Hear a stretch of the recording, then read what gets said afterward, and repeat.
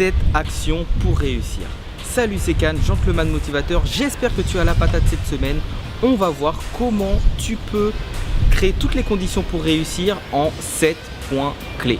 Premier point, il faut que tu aies un plan. Je vois beaucoup de personnes qui partent carrément en mode freestyle ou comme elle a dit l'autre, à la schlag. Alors j'aime bien les images comme tu le sais. Et si je te dis demain tu vas à Marseille mais t'as pas de plan, t'as pas de GPS, alors tu peux y arriver, tu vas dans le sud tout le temps, mais tu risques de vraiment galérer. Pour tes projets c'est exactement la même chose. Fais-toi un plan, dis-toi où est-ce que je veux arriver, qu'est-ce que je veux faire au bout de quelques mois. Moi en ce qui me concerne, j'ai eu envie de me placer comme un conférencier, donc je suis en train de préparer progressivement toutes les étapes, toutes les choses. Alors j'en ai déjà fait des conférences mais je vais aller beaucoup plus loin et je suis en train de préparer toutes les étapes qui vont me permettre de me positionner en tant que conférencier, faire des workshops, faire des séminaires pour au final être appelé pour pouvoir parler et pouvoir transmettre des choses à des personnes qui en ont besoin. Donc fixe-toi ton plan et ensuite essaye de rester en accord avec ton plan. Deuxième action, il faut s'organiser. Quand je dis s'organiser, ça veut dire, alors chacun a ses méthodes, mais il y a une méthode que j'aime bien, dont je parle dans une de mes vidéos pour pouvoir fixer ses objectifs et atteindre ses objectifs. Il faut pouvoir planifier, c'est-à-dire que chaque semaine, tu dois savoir ce que tu dois faire. Chaque jour, tu dois savoir ce que tu dois faire et c'est le meilleur moyen de pouvoir arriver à tes objectifs au final. Si tu pars encore une fois en mode freestyle, tu as peu de chances d'arriver à tes résultats. Et malheureusement, on est souvent poussé par l'urgence et non pas par l'important. Un client qui t'appelle, un ami qui t'appelle, quelqu'un qui te propose quelque chose, bref, tu vas tout le temps être ballotté et tu n'auras plus la maîtrise de ton planning. Alors moi, ce que j'ai un petit bouquin qu'on appelle Productivity Planner qui me permet, mais tu peux le faire sur un bout de papier, qui me permet chaque jour de pouvoir savoir ce que je vais faire, toutes les tâches que j'ai à faire. Alors il ne faut pas en avoir trop. J'en conseille 4, entre 3 et 5 grands maximum avec une action principale. J'ai fait une vidéo qui s'appelle le One Thing que tu peux regarder et qui va te donner un petit peu les clés. Mais c'est bien d'avoir une chose principale et de te concentrer sur une chose. C'est très difficile de pouvoir accomplir beaucoup de choses d'un coup. Donc si tu te fixes un objectif et que tu t'attaches à l'atteindre dans cette journée, tu vas progressivement de jour en jour avancer. Il vaut mieux avancer de 1% chaque jour. Au bout de 100 jours, tu seras à 100% de tes objectifs que de ne pas se fixer d'objectifs et puis d'y aller un petit peu comme ça dès que tu as du temps. C'est la meilleure manière de ne pas se voir avancer et de ne pas atteindre ses objectifs. Alors la 3, c'est la plus dure. Limiter les distractions. Limiter les distractions. En ce qui me concerne, j'ai plus de télé. Allez, fini, plus de télé. Ça fait un moment, ça fait des années même que je regarde plus la télé. On a l'impression qu'on doit tout savoir tout le temps, qu'on croule sous l'information. Moi, j'ai pas honte, j'ai pas peur de ne pas savoir des choses. Je connais beaucoup de choses sur beaucoup de sujets, mais si je ne sais pas ce qui s'est passé hier exactement dans tel pays à l'autre bout du monde, c'est pas grave. Je choisis mon information et je ne laisse personne me dire que voilà, je sais pas, je suis pas intelligent ou je sais pas quoi parce que je ne connais pas la dernière news qui est tombée à tel endroit. Bref, choisis ton information, choisis ton temps et évite les distractions. Alors quand je dis évite les distractions, ça peut vouloir dire aussi, comme tu vois, en ce moment il fait soleil, c'est génial.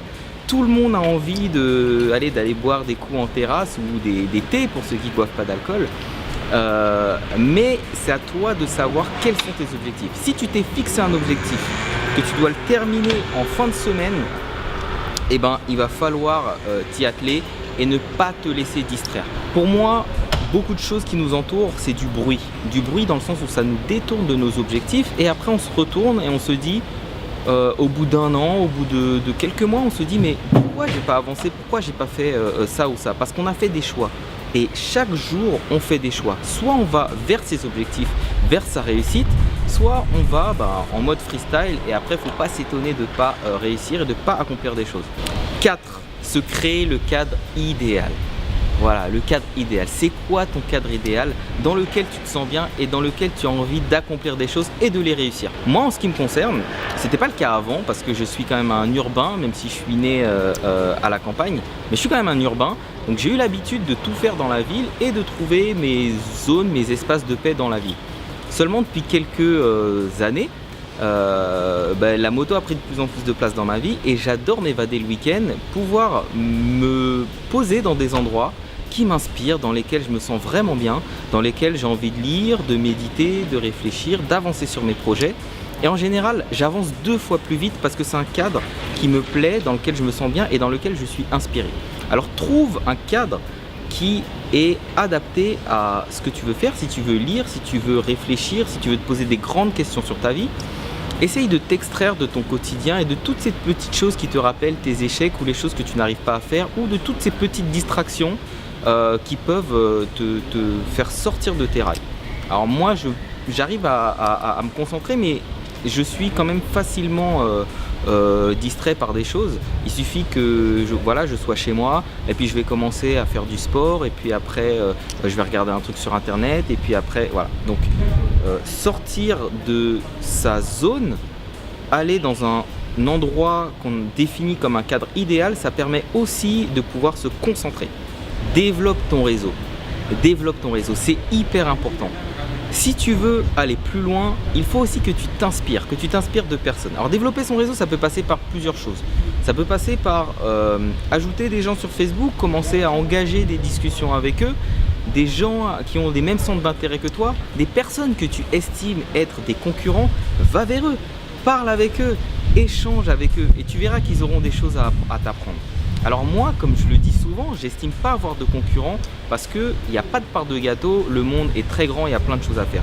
Donc j'aime toujours parler avec des gens et parfois ils sont même surpris des conseils que je vais leur donner en se disant « Ouais mais t'es un concurrent, pourquoi tu me donnes autant de conseils ?» Mais c'est pas grave, je développe mon réseau comme ça, je donne des choses, on m'en donne en retour, donc développe ton réseau, c'est très important. Et si je peux te donner un conseil, quand tu vas voir une personne que tu as sollicitée pour développer ton réseau de manière exponentielle, demande-lui de te présenter 2 autres personnes qui pourraient soit t'apporter quelque chose ou à qui tu pourrais apporter quelque chose. C'est un moyen assez facile par la recommandation de développer son réseau. 6e conseil, passe à l'action. Je le dis tout le temps, c'est le plus important. Vraiment, moi en tant que créatif, avant, je mettais les idées, la créativité au-dessus du panier, au-dessus de la liste. Mais le temps m'a montré que c'est pas le plus important. Le plus important, c'est le passage à l'action. Quand on est un peu trop perfectionniste, qu'on veut absolument arriver à être top dans un domaine ou dans ce qu'on fait, on va souvent se mettre la pression et on va commencer à regarder, chercher de l'information. Et on peut être pris dans une spirale comme ça de procrastination parce que on va vouloir toujours faire mieux, améliorer. Ça peut venir après. Mais le plus important, c'est de passer à l'action. Aujourd'hui, j'ai une idée, je mets en application, je fonce tout de suite. Là, pour te donner une idée, il y a une start-up sur laquelle je suis en train de travailler avec 2 personnes. Ce projet-là est né il y a à peine quelques semaines et en quelques semaines, c'est bon, on a trouvé le nom, on a déposé le nom, on va créer la société, on va se lancer, on va la tester. Bref, on y va, on passe à l'action et après, on va améliorer, on va changer des choses et on va se développer comme ça. Il ne faut pas prendre le temps on prend 6 mois, 8 mois pour faire le business plan, pour définir son truc. Ça marchait ça avant, mais aujourd'hui, la barrière à l'entrée, elle est tellement faible que le temps de réfléchir, le temps de mettre en place tout ça, il y a déjà quelqu'un qui t'est passé devant, qui avait moins de moyens que toi, moins de compétences, mais il est passé à l'action. Alors passe à l'action. 7e et dernier conseil, investis en toi. Quand je dis investis en toi, c'est un petit peu ma devise tout le temps. C'est va chercher l'information, passe du temps à t'auto-former, à te former auprès de personnes qui savent, des personnes qui vont te faire prendre des raccourcis et je prétends être de ces gens-là sur certaines choses, te faire gagner du temps. Donc c'est pour ça que je fais cette chaîne. Moi, je fais 1000 choses, donc si je prends du temps pour t'apporter ces choses-là, c'est vraiment pour que tu puisses t'instruire, que tu puisses prendre du bagage, prendre de l'assurance et que tu puisses décoller dans ton game de freelance. Alors investir en toi, c'est aussi, n'hésite pas à te payer des formations. Pour moi, c'est pas une dépense, c'est vraiment un investissement. Je me suis formé auprès de très grands marketeurs, des Américains, j'ai pris leurs formations, parfois leur mastermind, des workshops et ça m'a vraiment aidé, ça m'a permis d'aller plus loin. J'achète beaucoup de livres, je lis beaucoup. Là encore, j'ai reçu, alors je l'ai pas là, j'ai reçu un livre qui va me faire encore décoller, je sais, sur certains sujets. Voilà, il y a des sujets sur lesquels je dois apprendre des choses comme la conception-rédaction, donc le copywriting en anglais. Donc je me suis acheté quelques bouquins là, je vais les recevoir début juin, je vais les lire tranquillement en vacances. Mais voilà, j'essaye de me former, alors investis en toi. Alors voilà, c'est fini. Si tu as aimé, n'hésite pas à partager la vidéo, à mettre un petit pouce bleu, à t'inscrire sur la page Facebook et YouTube. Comme ça, je pourrais t'aider avec tous mes conseils et je pourrais aider tous tes amis et on va tous y arriver ensemble. Voilà. Et comme je dis toujours, sois toi et crois en toi. Hier hat sie alles Frau haben,